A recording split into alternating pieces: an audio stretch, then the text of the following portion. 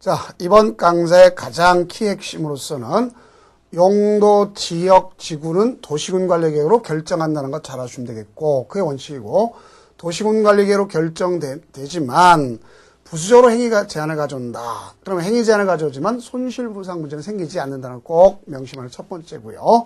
그러면 이런 용도, 지역끼리 관점에서 본다면 지역과 지역은 중복될 수 없다는 걸 꼭 명심해 두세요. 그러면 이렇게 한번 보시면 되겠죠. 자, 우리가 용도, 지역, 얘네끼리는 중복돼서 안 되는 거예요. 그러나 이 용도, 지역 안에 용도, 지구가 있을 수도 있겠고, 그렇죠? 지역 안에. 또, 이 지구와 이거는 같이 겹칠 수도 있어요. 용도, 구역도 겹칠 수 있어요. 이렇게 되는 겁니다. 다만, 용도, 지역끼리는 중복될 수 없다는 것 꼭 명심할 게 바로 이겁니다. 자, 다음은 용도, 지역을 지정할 때, 원칙으로 보면 뭐로 정한다? 도시군 관리계획으로 정한다. 이겁니다. 그래서 입안 결정 고시를 통해서 정하는 것이다. 그러면 이것은 몇 가지가 있냐면 4가지가 21개가 있다. 이걸 우리가 배우는 겁니다. 4가지가 몇 가지? 21개. 그래서 4가지는 뭐를 갖다 얘기하냐면 도시지역, 관리지역, 농림지역, 자연환경보전지역. 그래서 도관, 농자 이렇게 볼 수 있겠고, 다시 도시지역은 주, 상, 공, 녹. 그래서 4가지. 관리지역은 보전관리지역, 생산관리지역, 계획관리지역, 보생계획. 그래서 3가지. 다시 주거지역은 우리가 6가지. 그다음에 상업지역은 4가지. 공업지역 3가지, 녹지지역 3가지.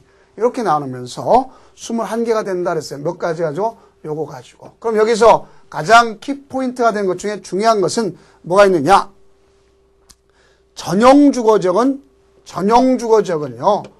전용주거지역은 뭐냐면 양호한 주거환경을 주거환경보호다. 그래서 우리가 전량보호 이렇게 배우면 되는 거예요. 그래서 1종은 단독, 2종은 공동. 그 다음 일반 주거지역은 편리한 주거환경을 조성하는 거예요. 그래서 1편 단심이 좋겠는데 그렇지 않고 1종, 2종, 3종. 그래서 1종은 저층, 2종은 중층, 3종은 중고층 이렇게 됐던 거다 하는 걸 볼 수 있겠고요. 그다음에 여러분들이 녹지 지역하고 생산 관리 지역을 구별하란 말이에요. 자, 녹지 지역은요. 녹지 지역 중에서 무슨 녹지가 있어요? 생산 녹지가 있겠죠.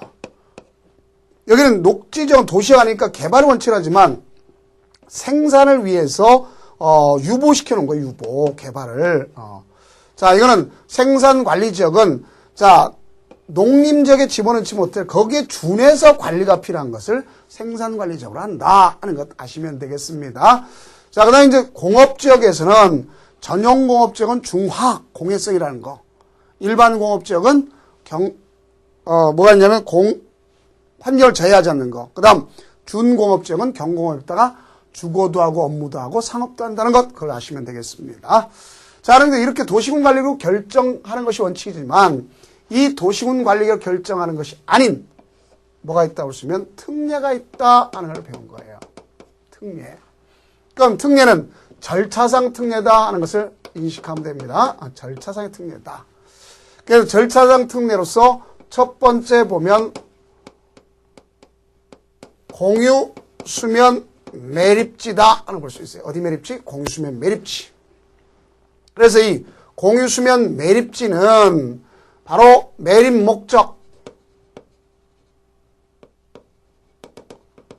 인접 용도 지역을 비교해서 오로지 같을 때만 인접 용도 지역이라고 고시만 하면 되는 거다 할 수 있어요. 다르면 처음서부터 입안 결정 고시한다는 것. 그 다음 두 번째는 타법상의 도시 지역으로 본다 하는 것으로 다 생각되는 것이 있겠고, 그 다음 관리 지역 내 특례가 있을 수 있단 말입니다.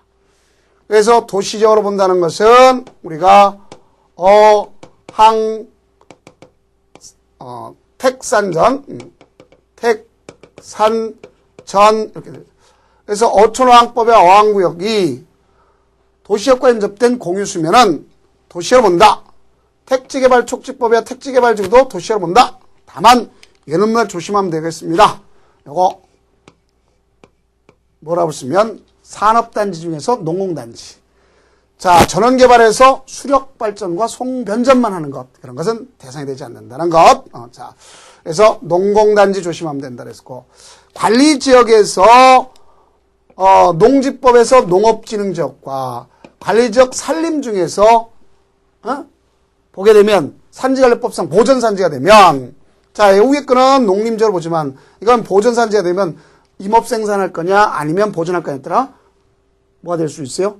농림지역 또는 자연환경 보전이 된다 이렇게 배웠었고, 그 다음 이렇게 제한을 하게 되면 부수적으로 행위 제한을 가져온다 그랬죠. 그럼 우리는 행위 제한을 가져온다고 배웠고, 이 행위 제한에는 반드시 뭐가 있어야 된다 그래서 근거가 있어야 된다. 근거는 원칙이 일반법이랬죠. 원칙은 대통령령을 따라간다. 여기까지 배운 거예요. 또 그럼 여기 보면 이제 개별법이 있다. 이건 가져가지 않은 겁니다. 그러면 대통령령을 따라간다는 건 국토의 계획 및 이용법 시행령권을 따라간다. 이걸 배운 겁니다. 그래서 여기에 있는 대통령령상에서 나타난 별표 규정 중에서 뭘 배웠냐면 전용주거적 일종에도 단독주택 중심이고 일종 근린생활시설이지만 이종 근린생활시설도 조례가 허용하는 경우가 있다. 종교집회장, 종교시설로서는 1000제곱미터까지 1000제곱미터 미만까지 할 수 있다는 것 꼭 명심을 했습니다. 그 다음 여러분들 다른 거와 달리 건축할 수 있다고 하면 나열된 거 외에는 할 수 없다니까 네거티브 너무 강한 거죠. 그래서 개발 포인트를 갖고 있는 준주거지역, 준공업지역, 계획관리지역, 상업지역 네 군데는 건축할 수 없다. 그럼 나열된 거 외에는 다 할 수 있다고 되는 거다는 걸 잘 아시면 되겠고, 마지막으로 자연환경 보전지역에는 법령이 허용하는 것 중에서는 뭐가 있느냐. 자연환경을 저해하지 않는 범위 내에서 농가주택으로서의 단독주택을 지을 수 있다는 거 꼭 명심하고, 또 초등학교만 지을 수 있다는 것, 여기까지가 이번 시간 강의의 가장 키포인트라는 걸 알 수 있겠고, 더 세분적 내용 중에서 조심할 것이 전용 공업지역과 유통상업지역에는 단독주택은 공동주택은 주택을 지을 수가 없다는 것 꼭 명심해 두시기 바랍니다. 자, 그러면 여러분들이 여기에 대한 요약을 잘 이해 못했으면 또 다시 앞 강의를 가는 거 명심해 두시기 바랍니다. 고생 많으셨습니다.